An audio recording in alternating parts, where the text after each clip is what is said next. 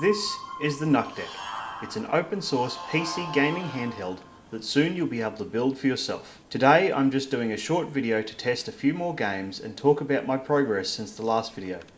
Obviously I'm starting off with LEGO Star Wars, the Skywalker Saga. I didn't realise until I was editing that I had this one capped at 20 watts, so I think it would do a bit better without the TDP cap running. I'm getting anywhere from 30 to 50 FPS though, and it seems to be the type of game that is still pretty playable when the frame rate dips. Considering this was only released 2 years ago, I'm very impressed with how well this runs here. I've got the settings all on minimum in this game, and all of the games I'll be testing today are running at the native screen resolution of 1024 by 600. I've had a couple of people suggest that I run some software designed to improve the quality of life on Windows with these handheld devices.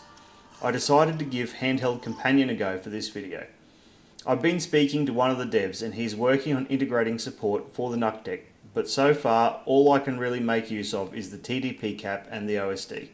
The app itself has some fantastic features, but many of them depend on having a supported controller, so I am unable to set up hotkeys to launch the quick menu or use the inbuilt Xbox controller emulation, which would be very handy for some older titles. Moving on to Devil May Cry. I still have the TDP capped at 20 watts for this one. Gameplay is silky smooth at about the 60 FPS mark, but I get stuck on the introduction level when told to hold B to launch. The B button is definitely still working, so I'm not sure what's going on there. I haven't had a chance to investigate it yet. This next one is a 2D beat 'em up game called Bloodrayne Betrayal. I've had a few comments on past videos about how I'm not the greatest gamer, which is entirely fair. I'm not that good on a controller at the best of times, let alone when there's a camera stuck in front of me to make it even harder. I've often only played 10 seconds of the game before I turn the camera on too, so most times I have genuinely no idea what I'm supposed to be doing. Enough with the excuses though. Rest assured this video will definitely not disappoint you, as I absolutely suck at fighting games and there's quite a few of them here. Using about 10 to 12 watts on this one, we're getting a steady 60 FPS with nice, smooth feeling gameplay. Moving on to probably the lowest requiring game I'll be testing today, Teenage Mutant Ninja Turtles Shredder's Revenge. Another fighting game so you guys know what to expect. I never really got into this franchise while I was growing up, so I think this is the first time I've ever played one of their games, so I have no idea who the characters really are or any of the storyline, so I haven't got much to say about it, other than it runs very well and only uses about 6 to 8 watts of power. Considering the system idles at 5 watts, this one is very easy to run. Since the last video, I've been working on testing the power management and working on a redesign to solve the problems I've encountered. I am now very close to having the next revision complete, so I should be able to get it on order in the coming days.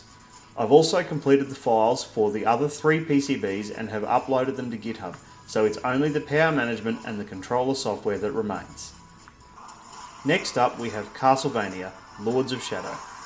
I've got the TDP uncapped now, so we are using about 24 watts in total, but getting a locked 60 FPS in this game.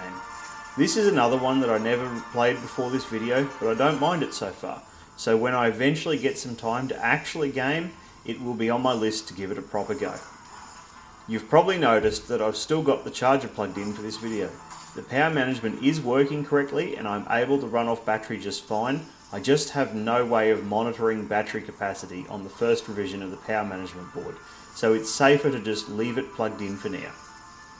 Just in case you hadn't seen enough of me failing at fighting games yet, here's Streets of Rage 4.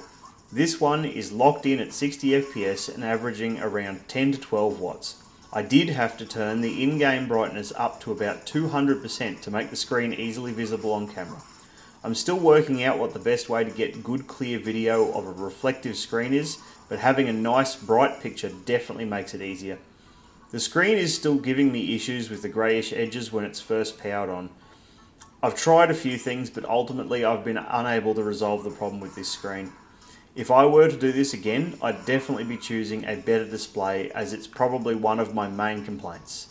The only other ongoing issue I've got is the occasional lack of audio over HDMI that I've talked about previously. It's a driver issue with a couple of different revisions of NUC, and there's sadly nothing I can do about it. Running games at the exact panel resolution usually solves the problem, but some games don't have that option, so if you want a sound on them, you're stuck using Bluetooth. It goes without saying, but if I was to design another one of these, I'd use a different mini PC to avoid having this problem again. Last up, here's Maneater. This one I have played before on both PC and Xbox, although it has been a while. I've got the settings as low as possible and the TDP is uncapped. The total system power draw is maxing out at 30 watts. It gets around 30 FPS, but occasionally goes a little higher when fewer things are on screen. It's still surprisingly playable, but this is pushing the poor little Nuck to its absolute limits. I've done a little work on the controller screen too. There's now a calibration step for the triggers, and the RGB joystick surrounds can be configured too. I've also included a quick shortcut for a Alt F4 key combo, which is really handy for quitting applications that are having controller support issues when you don't have a keyboard with you. Before I go, I really need to thank PCBWay for all the help with this project and their continued support for what I have planned next. These guys truly do care about the open source community, and they are doing a wonderful job helping to fund projects like this that everyone can benefit from.